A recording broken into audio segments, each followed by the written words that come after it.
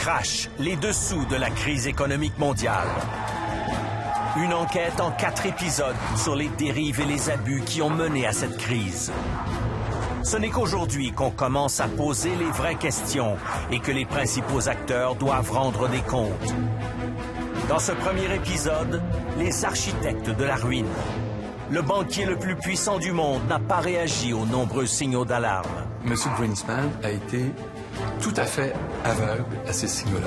Les premiers symptômes de la crise financière apparaissent à Paris. C'est vraiment le phénomène où il y a un incendie dans un cinéma et on ferme les portes. Le gouvernement américain ignore les signes d'un désastre imminent. Je lui ai dit, Hank, on voit le tsunami qui nous arrive dessus et tu es sur la plage en train d'hésiter sur la couleur du maillot de bain qu'on va porter. Crash, les dessous de la crise économique mondiale.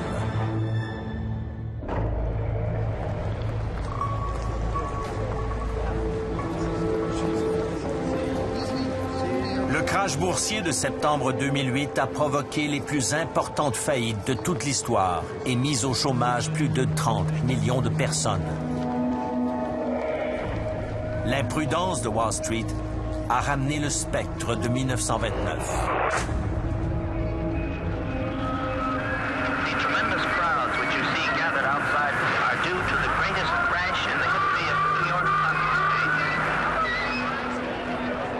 En 1929, la crise financière a entraîné une grave dépression et le Congrès américain a lancé une enquête.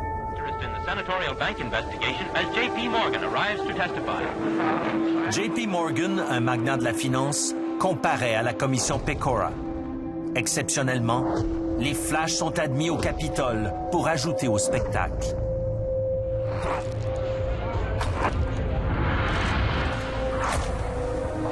En 2010, l'histoire se répète. Nouvelle crise financière, nouvelle enquête.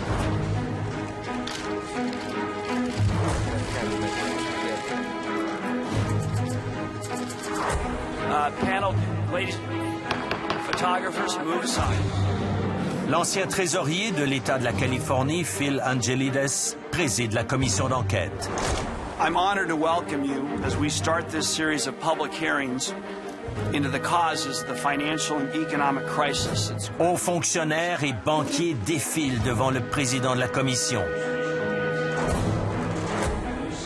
Ils promettent tous de dire la vérité sur les causes profondes du crash de 2008.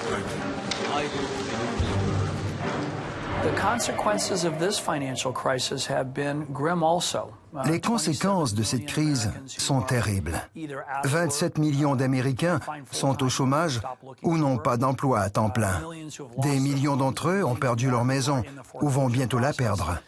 Des milliards de dollars se sont évaporés et notre mission est d'expliquer à la population ce qui a bien pu se passer. Mais comment en est-on arrivé là? La crise a pris naissance dans le marché immobilier américain. Au début des années 2000, les taux d'intérêt sont bas et la réglementation bancaire est minimale. Emprunter n'a jamais été aussi facile.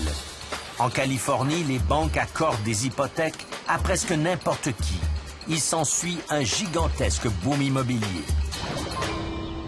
Jim Kling est agent immobilier à San Diego depuis plus de 20 ans. Really, in 2004 and 2005, if you could fog a mirror, you could get a loan. That's how bad it was. They didn't really know or care about the qualifications of the buyers. And whether those people could make those payments or not, apparently wasn't much of a concern. Bills getting to be more than you can manage? Crossroads Mortgage has a whole range of solutions geared to people just like you. So if you're thinking of buying a home or refinancing? Even if your credit is less than perfect, AmeriQuest can help. Call 1-866. Ces hypothèques que les banques appellent subprimes visent une clientèle qui pourra difficilement rembourser le prêt, surtout si le prix des maisons chute.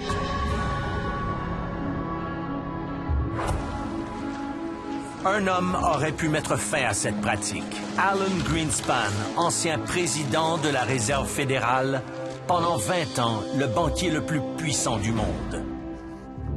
Greenspan était vénéré à Washington. Même les présidents redoutaient son pouvoir. M. Greenspan, celui qui présidait aux destinées de l'économie américaine ou de la finance américaine, n'a pas vu le monstre est en train de se développer aux États-Unis. Mais il y a eu énormément de signaux qui indiquaient qu'un déséquilibre se présentait. Et M. Greenspan a été tout à fait aveugle à ces signaux-là. Let me just ask you, would you put this under the category of oops? Should have done it? I mean, my experience has been, in the business I was right 70% of the time, but I was wrong 30% of the time. And there are an awful lot of mistakes in 21 years. Le commandant du Titanic a eu raison à 99% et tort à 1%. C'est la taille de l'erreur qui compte. On sait maintenant que les banques et les sociétés hypothécaires s'adonnaient à des pratiques frauduleuses pour hausser leur chiffre d'affaires. Les prêts consentis par ces institutions étaient complexes et difficiles à comprendre. Souvent, les taux étaient bas au début pour attirer l'acheteur, mais remontaient après quelques mois, ce qui faisait grimper les mensualités. Ce n'est pas un hasard si les hypothèques les plus complexes étaient vendues aux acheteurs les moins avertis, comme ceux de ce quartier défavorisé de Los Angeles.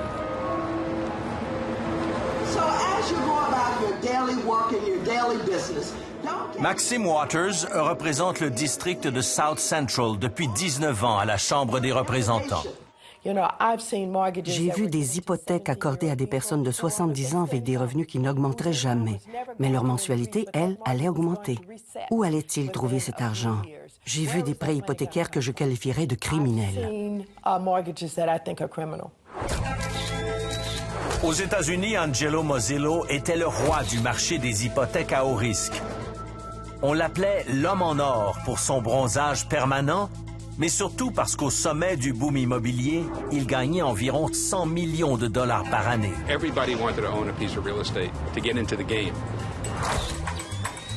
Il était la coqueluche de la presse d'affaires. On publiait sur lui des articles flatteurs décrivant son ascension fulgurante. Mozilo se disait l'ami des pauvres. Il affirmait que les subprimes aidaient de nombreux Américains à réaliser leur rêve d'acheter une maison. Il prétend être l'ami des pauvres. Mais lorsqu'on voit ces gens démunis qui perdent leur maison, qui ne peuvent pas faire modifier leur hypothèque et qui se retrouvent à la rue, je ne vois pas comment il peut prétendre être leur ami. La compagnie de Mozilo, Countrywide Financial, est vite devenue le premier prêteur hypothécaire américain. Call Countrywide. We never stop thinking about what you need. And that makes home buying easy. Really. Countrywide a été vendu à Bank of America et a presque aussitôt perdu de la valeur. Angelo Mozilo a été mis sous enquête par la Commission des valeurs mobilières. L'enquête a révélé l'existence de courriels dans lesquels Mozilo disait ce qu'il pensait vraiment des subprimes.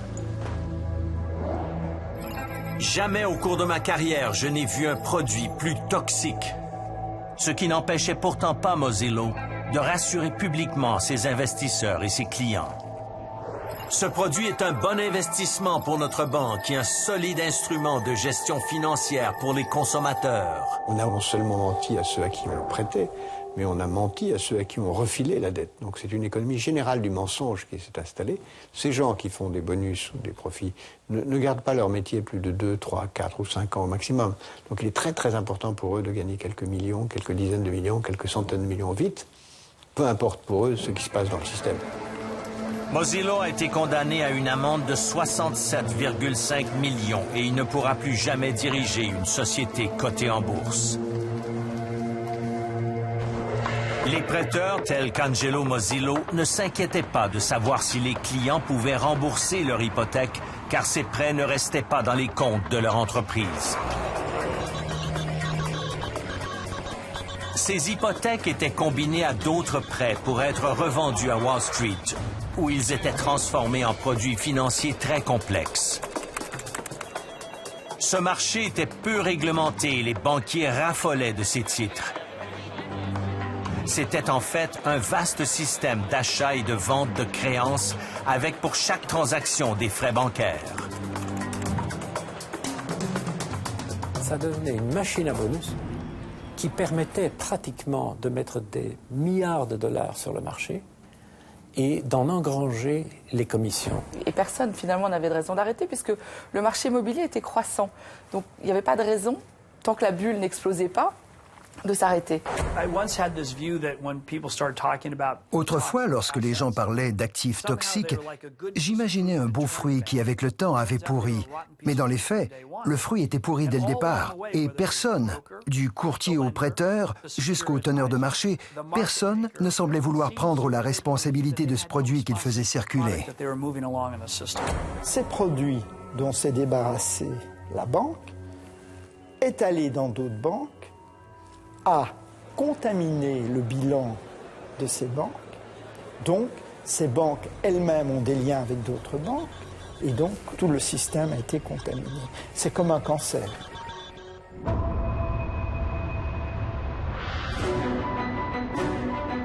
La City, le quartier des affaires de Londres. C'est ici qu'il fallait être pour faire fortune avant le crash. En 1996, Geraint Anderson s'installe à Londres. Ce jeune hippie vendait des babioles en Inde jusqu'à ce que son frère lui trouve un emploi dans une société de courtage. Je ne connaissais pas la City. Je savais à peine qu'il y avait une bourse et je n'avais pas envie de m'habiller en courtier. Mon frère m'a dit, d'ici 5 ans, tu auras gagné entre 300 et 400 000 livres. Tu auras alors les moyens de faire ce que tu veux. Et comme je ne faisais pas fortune, je me suis dit, pourquoi pas?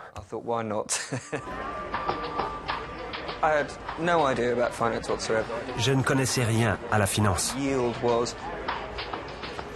Ce qui est important quand on travaille à la City, c'est de présenter ses idées avec conviction, en faisant semblant d'y croire. Ce qui compte, c'est de s'occuper des clients, les amener dans les bars, aux danseuses, leur en mettre plein la vue.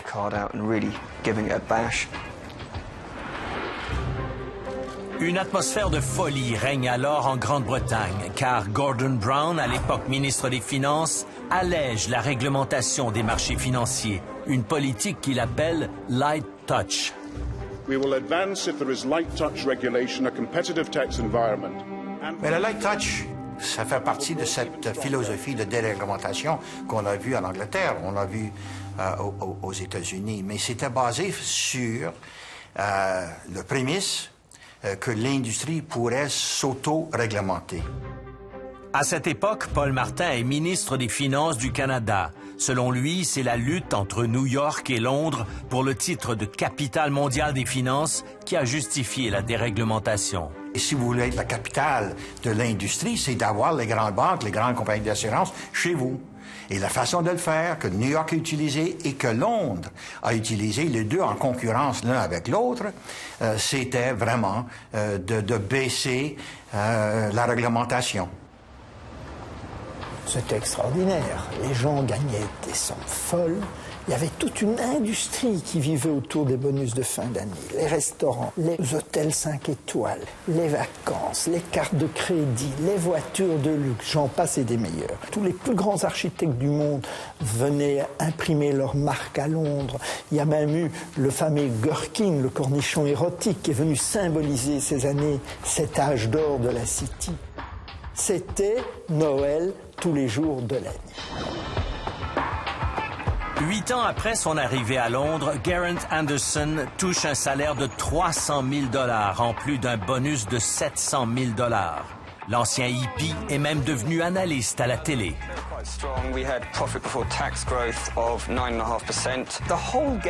On est là pour faire du fric et gonfler son bonus annuel, pas pour améliorer le sort du monde.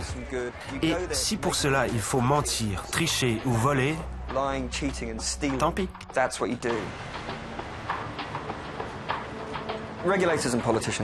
Les autorités et les politiciens passaient pour des idiots. L'idée était qu'on ferait fortune dans ce contexte de réglementation allégée. Et c'est exactement ce que souhaitait Gordon Brown. Aujourd'hui, il qualifie cette époque comme l'âge de l'irresponsabilité. Mais c'est lui qui avait dit « tout est permis ». Le comportement des gens était tout à fait normal compte tenu du système de bonus et de l'absence de réglementation.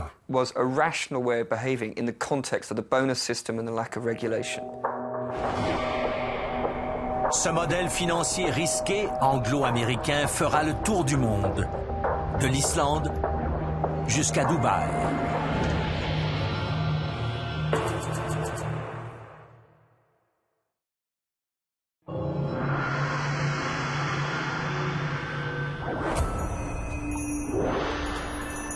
S'il y a un pays qui a connu toutes les dérives des années précédant le crash, c'est bien l'Islande. D'une beauté naturelle stupéfiante, avec ses geysers, ses cascades, ou encore son célèbre lagon bleu, elle a tout pour attirer les touristes. Mais l'Islande n'a jamais été reconnue pour sa haute finance, du moins pas jusqu'à tout récemment. Il n'a fallu qu'un homme pour arracher l'Islande à ses traditions social-démocrates. David Hodgson, Premier ministre pendant 13 ans, il a littéralement privatisé son pays. Hodgson s'attaque d'abord à la première industrie du pays, la pêche. Il découpe les territoires de pêche en morceaux et les privatise. Ces politiques néolibérales ne font pas l'unanimité. Un certain scepticisme était palpable à la populaire émission politique animée par Egil Helgason. Pour beaucoup de monde, c'était surréaliste. Ils ont divisé les territoires de pêche et les poissons qu'il y avait pour les vendre à des propriétaires des bateaux. Mais vous comprenez, c'est la principale ressource de notre pays. C'était le début de la folie. Mais il y aura des privatisations encore plus controversées. En 2003, certaines des plus importantes banques du pays sont privatisées dans des circonstances nébuleuses. Comme par hasard, elles se retrouvent entre les mains d'amis proches du Premier ministre David Hodgson. C'est un père et son fils qui venaient de la Russie. Ils avaient fait fortune en faisant des affaires douteuses à Saint-Pétersbourg. Mais soudainement, ils deviennent propriétaires de la plus prestigieuse banque d'Islande. Ils connaissaient rien aux affaires bancaires. On peut dire qu'ils étaient soit des criminels cupides, soit des gens complètement cinglés. Les banques islandaises privatisées se lancent alors dans toutes sortes d'opérations fiscales douteuses. Elles se vendent et se revendent des titres en haussant leur prix à chaque étape, gonflant ainsi artificiellement leur valeur. L'accès au crédit est facile et les Islandais sont incités à acheter une maison, même deux. Comme aux États-Unis, la pratique déclenche un boom immobilier sans précédent qui atteint son apogée en 2007. Les Islandais expatriés rentrent au bercail pour en profiter.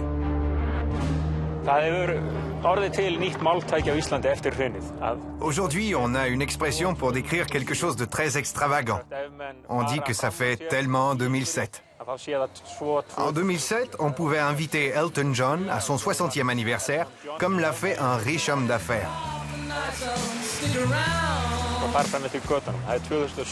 Les gens sont allés trop loin. Ils vivaient au-dessus de leurs moyens. Ils ont fait un emprunt de trop, ils ont acheté une voiture de trop. Mais l'Islande n'est pas seule à avoir agi de la sorte durant ces années fastes.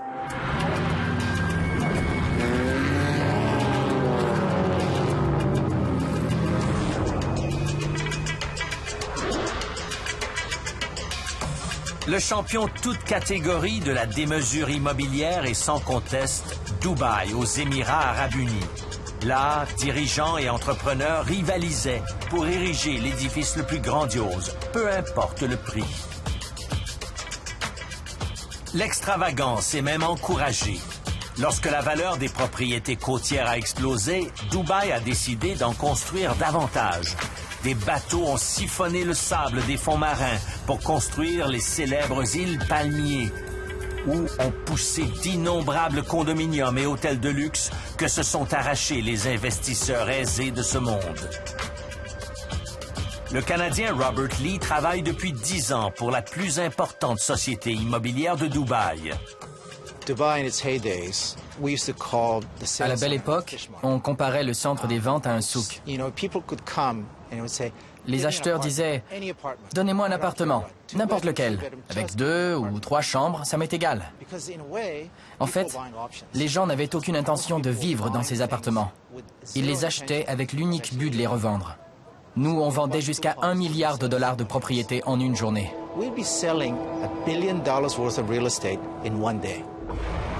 Ce développement à outrance reflète la vision d'un seul homme, le cheikh Mohammed Ben Rachid Al Maktoum, émir de Dubaï. Lorsqu'il voit les premiers plans de ce qui devait être le plus grand édifice du monde, il n'a qu'une chose à dire aux promoteurs. Faites encore plus haut. I was silly to suggest a 90-story building, and the meeting was very short. He just left. But you know, I've been with him a long time, so I went again to the design studios, and then we put something really marvelous, and his question was, how much higher than anybody else? I said, it's about 40% plus. He said, great. He called me the next day, and he said, where are the cranes? Il ne semblait pas y avoir de limite au rêve de grandeur de Dubaï.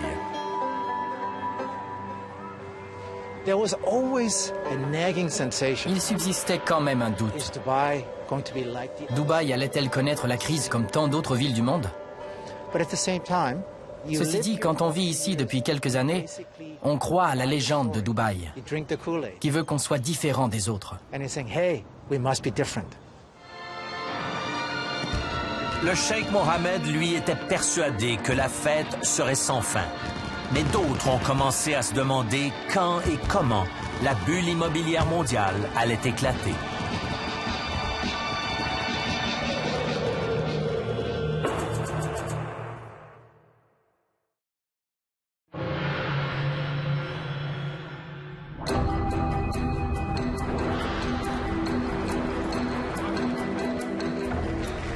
L'homme qui sera au centre de la tourmente financière provoquée par le crash entre en scène en 2006. Hank Paulson n'est pas un inconnu du monde des affaires lorsque George W. Bush le nomme secrétaire au Trésor. C'était en fait un des plus redoutables magnats de Wall Street. Ce choix n'a pas fait l'unanimité chez les bonzes de la haute finance.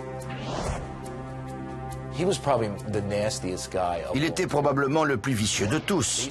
Les dirigeants de Wall Street l'avaient surnommé le serpent. On ne pouvait pas croire tout ce qu'il disait. Il n'était pas aimé parce qu'on ne pouvait pas lui faire confiance. Le style agressif de Hank Paulson crée une onde de choc au sein du gouvernement. Dans le gouvernement, je crois qu'on l'appelait Hurricane Hank, c'est-à-dire Hank l'ouragan. C'est un joueur de football à l'origine, Hank. C'est quelqu'un de très fort physiquement, qui a jamais l'air très subtil quand on l'entend parler. C'est un homme qui est tout en force, capable de faire passer des décisions très difficiles aux autres. Juste après l'arrivée de Hank Paulson, le marché immobilier en Californie s'effondre.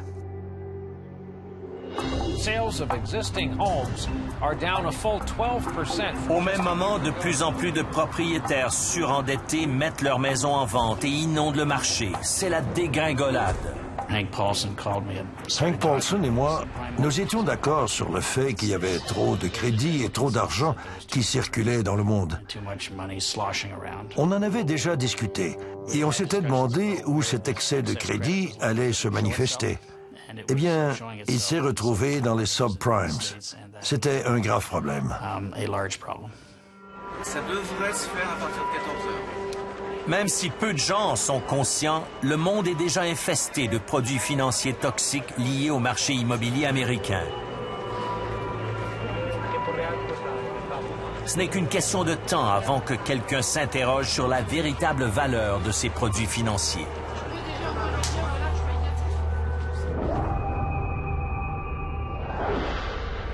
C'est à Paris au mois d'août 2007 que l'alerte est donnée. Le géant BNP Paribas découvre que bon nombre de ses fonds d'investissement contiennent des titres américains toxiques. Tous les retraits sur ces fonds sont immédiatement bloqués. Alors c'est vraiment le phénomène où il y a un incendie dans un cinéma et on ferme les portes. Ça, c'est le résultat immédiat, c'est la panique. Parce qu'on ne comprend pas. Et dans la panique, quand on ne comprend pas, on imagine le pire. Suite à la décision de BNP Paribas, une réunion de crise est immédiatement organisée par la ministre des Finances, Christine Lagarde. Ça a commencé de manière très dure, je m'en souviens très bien parce que c'était interruption de vacances immédiate, retour à Paris et discussion immédiate avec les banques sur ces conduits qu'elles étaient en train de fermer en raison d'un début de fissure dans l'édifice financier. Si BNP Paribas n'arrivait pas à fixer de valeur à ses titres, combien d'autres compagnies étaient dans la même situation? Comment connaître la valeur des institutions qui détenaient ces titres? C'est à ce moment-là que la confiance a commencé à s'effriter.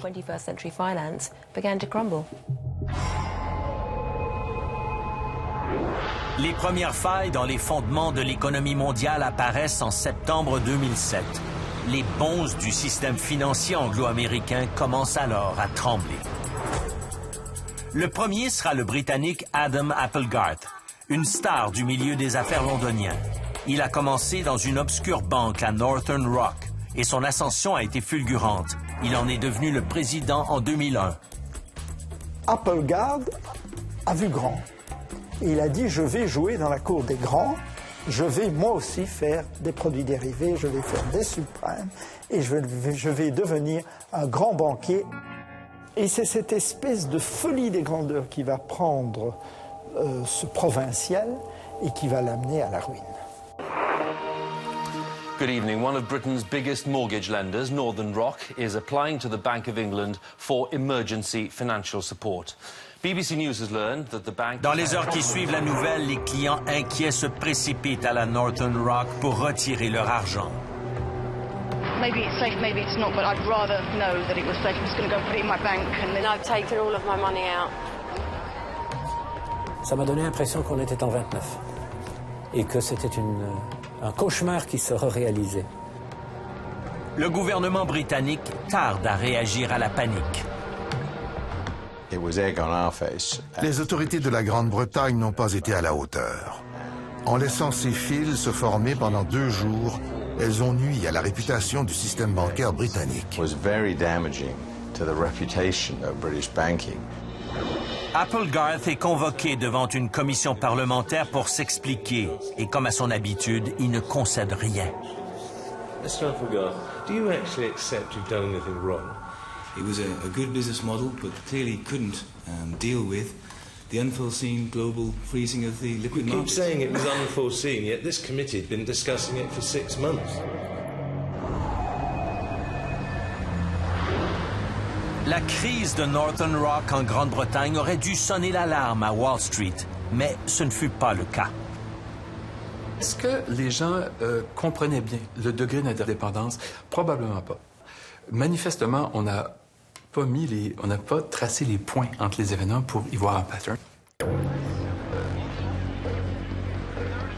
Wall Street n'a pas vraiment porté attention à cette crise, jusqu'à ce qu'une de ses vedettes commence à chanceler, l'extravagant président d'une des plus prestigieuses banques d'Amérique.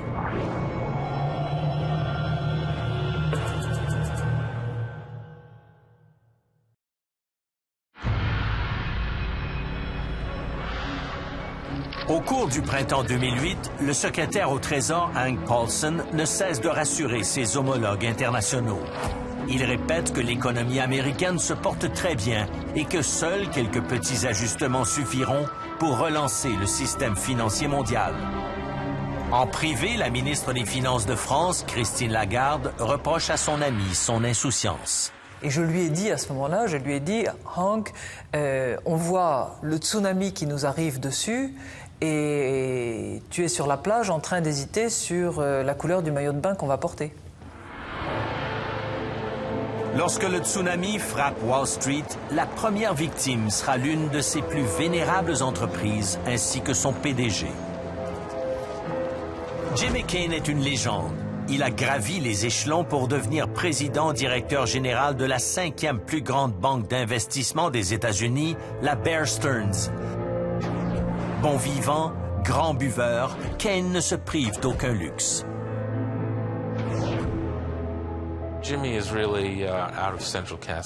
Jimmy était presque une caricature.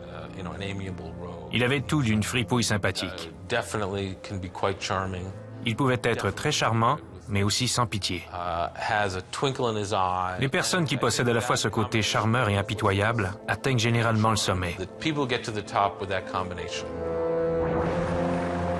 Jimmy Kane aime le risque, aussi bien en affaires que dans sa vie privée. En 2007, il vaut plus d'1 milliard de dollars et il fait tout pour le montrer. Chaque jeudi après-midi, à la fermeture de la bourse, un hélicoptère privé l'attend près de son bureau de Manhattan pour l'amener à sa maison de campagne au New Jersey pour le week-end. Au programme, bridge et golf. Il a aussi un penchant singulier qui viendra le hanter. Il se vantait de fumer de la Marie. Dans l'ascenseur de la Bear Stearns, Kane m'a déjà tendu ce qui me semblait être un joint. Cette nouvelle frappe Bear Stearns au pire moment. À l'automne 2007, les titres adossés à des prêts hypothécaires acquis par sa compagnie se transforment en pertes colossales. Puis en novembre, le Wall Street Journal présente à la une un portrait dévastateur de Jimmy Kane. Il est décrit comme un PDG qui préfère jouer au golf et au bridge pendant que sa compagnie est en pleine crise. Pire, le journal révèle son penchant pour la marijuana. Mon collègue Joe Kernan m'a demandé ce que je pensais de l'article. Je ne sais pas pourquoi, mais j'ai fait semblant de tirer sur un joint. Imitating smoking a joint. Force issue, but also apparently, that whole bit. Little smoke and a little pot there. What is it? 2 minutes later, my cell phone. 2 minutes plus tard, Jimmy Kane m'appelle. Il hurlait. I don't smoke pot. I said. Qu'est-ce que tu racontes? Je ne fume pas de marijuana. Je lui ai dit, on s'en fiche. C'est un crime inoffensif. Il faut en rire. Je n'oublierai jamais sa réponse. Il m'a dit, on voit bien que tu ne diriges pas une entreprise. You try to laugh it off. You're not running a company. Jimmy Kane s'était fait beaucoup d'ennemis. Wall Street est un environnement très compétitif. Lorsque les requins sentent le sang, ils sont sans pitié.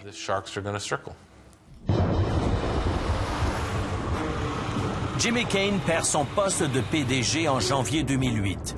Il devient président du conseil et n'a droit à aucun salaire. Mais son départ n'arrive pas à freiner la descente aux enfers de Bear Stearns. La firme possédait trop de produits financiers toxiques et des rumeurs laissaient entendre que la banque n'avait plus de liquidité.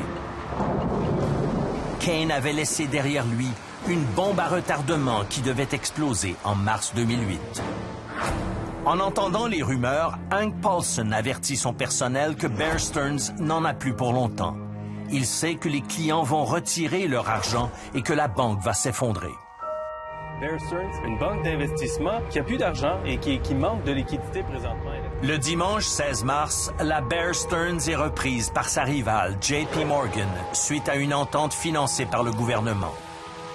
En un an, la valeur de l'action de Bear Stearns est passée de 170 à 2 $. Get this, it's valued at about $2 a share in this deal. $2 a share. C'était inconcevable. Je me souviens quand j'ai vu l'annonce à la télévision le dimanche soir que c'était pour 2 $. J'ai dit à mon épouse, ça doit être une erreur. Et il manque un chiffre, ça doit être 20 quelques dollars.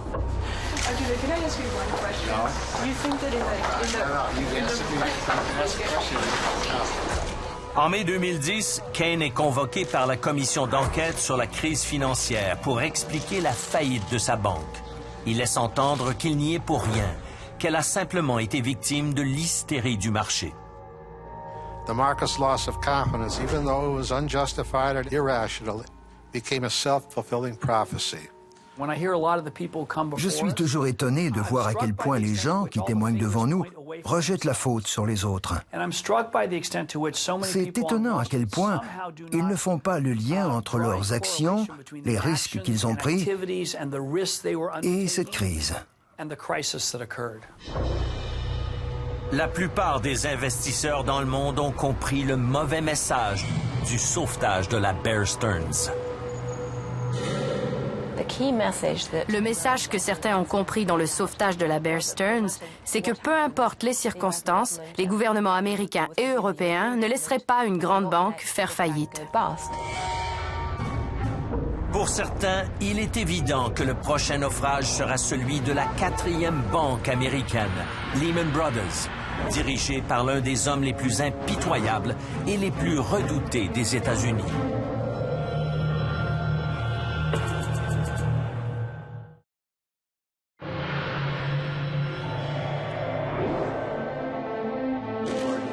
Le personnage le plus détesté, appelé à témoigner devant le Congrès américain, est sans aucun doute l'ancien PDG de Lehman Brothers, Richard Fuld.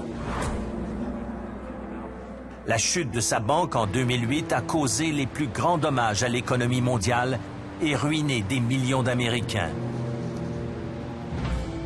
I'm very much aware that one day we had a firm, the next day we did not.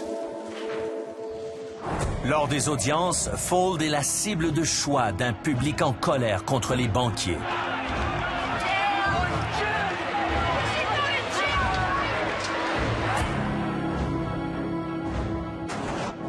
Dick Fuld a fait toute sa carrière chez Lehman Brothers. Du bas de l'échelle, il s'est rendu jusqu'au sommet. Sa parole faisait loi et jamais son jugement n'était remis en question. Dick Fuld était un empereur. Il était complètement identifié à Lehman Brothers. Il n'y avait aucune contestation de son pouvoir. C'était un être désagréable avec ses concurrents, arrogant, quasi un leader de secte. Et ça se termine toujours mal pour ces gens-là. Dick Fuld est du genre à intimider quiconque ose le confronter. Dans cette vidéo interne de Lehman Grande-Bretagne, il fait part de sa colère envers les courtiers qui font chuter le prix de ses actions en bourse. But what I really want to do is I want to reach in, rip out their heart and eat it before they die. C'est l'attitude d'un homme qui pète les plombs dans un cas de désespoir. En situation de désespoir, vous essayez de trouver un ennemi extérieur. Et vous espérez que quelqu'un va pouvoir empêcher cet ennemi extérieur d'intervenir. C'est pas un discours de dirigeant de banque, c'est un discours de taliban. L'effondrement de Lehman Brothers a commencé le 11 septembre 2008. Le prix des actions étant en chute libre, on recommande à Dick Fuld de vendre les actifs de la compagnie à rabais, mais il refuse. Les relevés d'appels téléphoniques de Hank Paulson indiquent que le secrétaire au Trésor a tenté de convaincre Fuld à plusieurs reprises. À partir de ce moment-là, Fuld, qui avait fait de Lehman Brothers toute sa vie, est entré dans ce qu'on appelle la phase de déni. Il est devenu fermé à toute forme, généralement quelconque, de solution autre que « on va vous sauver, on va vous sauver, on va vous sauver ». Le vendredi 12 septembre, Paulson décide qu'il est temps de sauver Lehman Brothers. Mais il refuse d'utiliser l'argent du gouvernement pour renflouer une autre banque. Il se rend à New York à bord de son jet privé et convoque tous les PDG de Wall Street à une réunion d'urgence dans l'édifice de la Réserve fédérale. Le jour où vous recevez un coup de téléphone du ministre des Finances ou de son équivalent en disant « il y a réunion ce soir à 6 heures », ça peut être votre anniversaire de mariage, il n'y a rien qui compte. Vous êtes prié d'y être. La réunion secrète de Hank Paulson débute à 18 h. Les présidents des plus importantes banques des États-Unis sont là. Jamie Dimon de JP Morgan, Lloyd Blankfein de Goldman Sachs, John Thain de Merrill Lynch et John Mack de Morgan Stanley. Paulson commence par leur dire qu'ils savent très bien pourquoi ils sont là. Sans leur aide, Lehman n'ouvrira pas ses portes lundi et les conséquences pour tous ceux qui sont assis autour de la table seront désastreuses. À l'autre bout de la ville, Dick Fuld n'en revient pas d'avoir été exclu de cette réunion de crise. Pour nous, employés de Lehman, on regarde ça un peu bizarrement. On se dit, pourquoi est-ce que Dick Fuld ne fait pas partie de ce meeting où tout le monde est appelé, sauf lui? Lorsque les chirurgiens se réunissent pour décider de la manière dont on va opérer un malade, on n'invite pas le malade.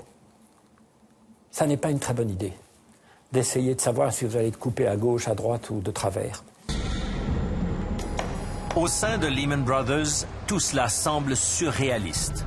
Fondée en 1850, la banque avait survécu à la Grande Dépression des années 30 et aux attaques du 11 septembre qui avaient détruit ses bureaux du World Trade Center. Cette nouvelle épreuve était certainement surmontable.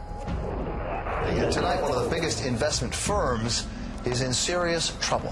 Lehman Brothers with a Lehman Brothers stock has been plummeting along with confidence in its ability to survive the L'ambiance qu'il y avait chez Lehman ce samedi-là, c'était vraiment motivé, il faut qu'on vende. On n'a pas le choix, c'est soit ça, soit on meurt, soit on disparaît.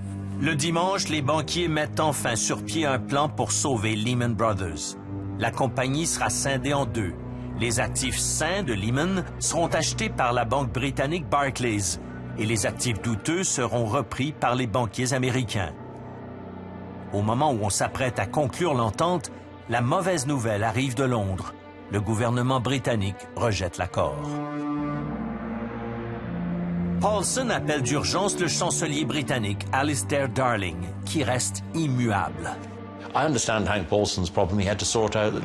Je comprenais son problème et nos conversations sont restées amicales, sauf que je ne pouvais pas approuver une entente qui forcerait les contribuables britanniques à assumer une dette qu'ils ne comprendraient pas. Abattu et frustré, Paulson raccroche. Il déclare aux banquiers dans la salle, « Les Britanniques nous ont torpillés. » Il ne pouvait pas y avoir d'entente. Le plus étonnant, c'est que les Américains ont attendu à la toute dernière minute pour discuter avec les autorités britanniques. Paulson sait que la faillite de Lehman annonce une catastrophe financière qui touchera des millions de personnes dans le monde entier. Alors que la tension est à son comble, Hank Paulson est victime d'une crise de panique. Il quitte la salle pour appeler sa femme. I just said, Wendy, Lehman Brothers is going to fail, and it's going to be very bad, and a lot of people are looking to me, and I don't have all the answers, and I'm afraid, would you pray for me? Le fait que Lehman disparaisse, je pense que ça a été l'équivalent un peu du 11 septembre, c'est-à-dire que 2 tours puissent s'effondrer après que des avions leur soient rentrés dedans. C'était aussi impensable que de voir une des banques majeures de Wall Street disparaître comme ça du jour au lendemain. This has been an historic Sunday on Wall Street, and it's not over yet. At this hour, the Lehman Brothers Investment Bank appears headed toward bankruptcy. With $613 billion in debt, Lehman is by far the largest bankruptcy ever in this country, dwarfing WorldCom back in 2000. Et donc c'est la panique. C'est une panique animale qui prend les marchés. Il n'y a qu'un mot, vendre, vendre, vendre. Mohamed El-Erian est PDG de PIMCO, une des plus importantes sociétés d'investissement au monde. PIMCO gère plus de 1000 milliards de dollars d'actifs. Je téléphone à ma femme, je lui dis, s'il te plaît, va à la banque, va au ATM et sors du liquide, sors du cash. Elle m'a dit, pourquoi? Je lui dis, parce que je ne suis pas sûr si les banques vont ouvrir demain. On a réalisé que c'était une crise mondiale. On a sous-estimé combien d'impensables allaient devenir des pensables. À 2 heures du matin, Lehman Brothers déclare officiellement faillite. On craint que la nouvelle fasse sombrer le système bancaire mondial. Il semblait n'y avoir aucune limite à l'effondrement du système. Et la perspective de la crise économique, c'était, on pensait que ça pourrait être encore pire que la Grande Dépression des années 30. L'effondrement de Lehman Brothers provoque un tsunami qui s'abat sur toute la planète, détruisant des millions d'emplois et l'avenir économique de plusieurs pays. Des manifestations éclatent partout dans le monde. De Reykjavik à Pékin jusqu'à Londres.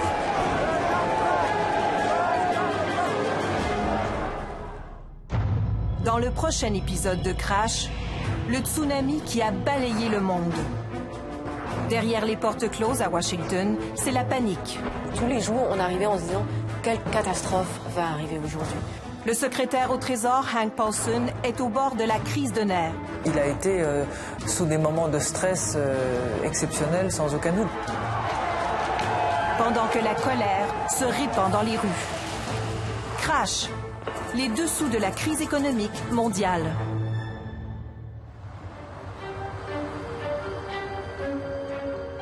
fin juin 2007, la crise du subprime a déjà eu lieu. Une série d'intervenants disent qu'elle est sous contrôle. Et dès lors, on ne se rend pas compte que c'est tout le système qui est en risque. Si on était intervenu à l'automne 2007 et qu'on avait commencé à mettre une série de pare-feu au risque d'une crise systémique, on l'aurait évité. Il a fallu la faillite de Lehman qui a lieu 1 an après pour qu'enfin on réalise que le système est en cause. Le phénomène du domino qu'on a vu par la suite, personne ne pouvait s'imaginer qu'un fonds ou une entreprise qui fait faillite peut faire tomber les autres en cascade en paralysant le marché. Donc, on n'a pas saisi jusqu'à quel point on avait créé un monstre avec ces marchés de capitaux internationaux. En fait, un monstre qui est pas mauvais en soi, mais un monstre, il faut lui mettre une muselière, il faut lui mettre une laisse, il faut le contrôler. On n'avait pas vraiment compris ça.